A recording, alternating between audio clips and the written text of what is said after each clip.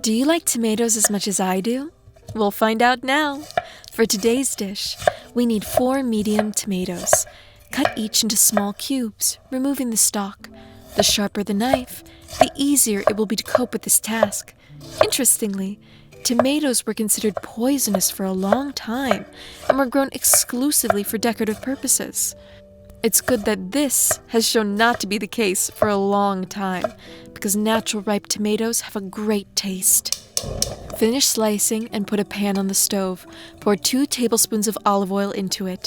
In order not to waste time, we'll need to deal with the garlic. 2 or 3 cloves need to be chopped finely. Be aware that fresh garlic should be firm and dry, and the most delicate taste is found in the medium-sized heads. I think we've got a taste for it. It's time to finish this up. We send the garlic to the preheated frying pan. Add a pinch of red pepper. Sauté until the garlic is golden brown. Just 1 minute is enough for this. And here it's time for the tomatoes. We send the sliced fruit to the pan, properly salting and peppering.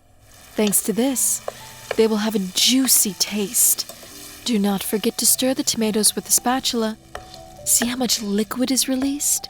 Just what you need. Mix again and leave on the fire.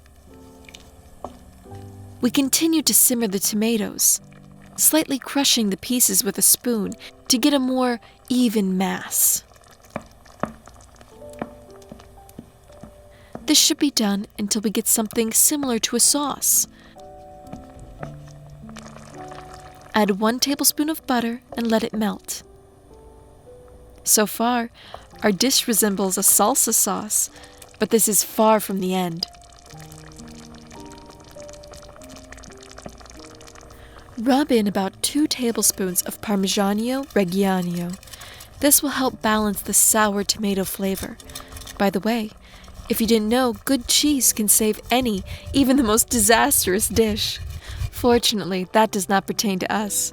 So far, everything is working out perfectly. Mix the cheese so that it starts to melt evenly. The base of our dish is ready. You can proceed to the next step. We break 6 chicken eggs into a frying pan. Take the best ones. They're the largest and, as a rule, the most delicious. Before heating up the eggs, we'll have to add a little bit of salt and pepper.